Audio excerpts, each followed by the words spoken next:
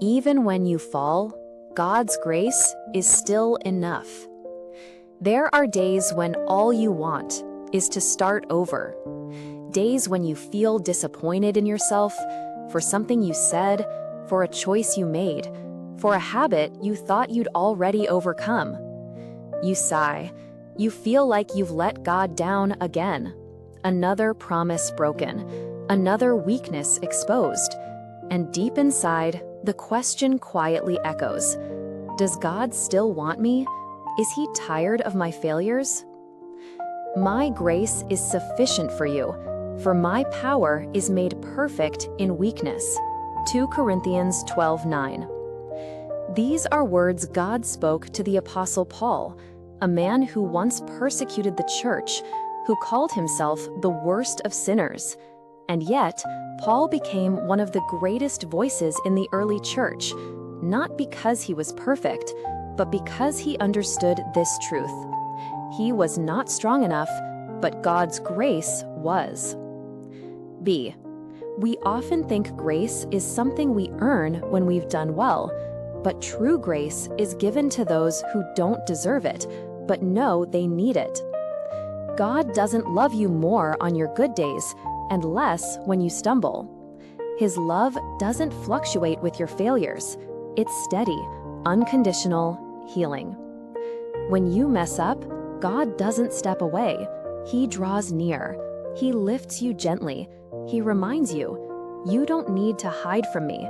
I'm the one you can run to. Maybe you've promised God you'd change, that this time things would be different, but somehow you fell again into the same weakness. Let this comfort your heart today. God has not given up on you. He's still with you, not because you're strong, but because His grace is enough. No one is ever too broken, too far, too guilty to return to Him, as long as they still want to come home. Don't have to be perfect to be loved. You just have to be honest to be healed. God doesn't wait until you're clean enough to welcome you. He's the one who cleanses you by the blood of His Son on the cross. So if today you feel shame, feel unworthy, feel like you've let Him down again, remember, His grace doesn't depend on your perfection. It rests on His unchanging love. Falling isn't the end. Staying down is. So get up, because His grace is waiting. God isn't surprised by your wounds.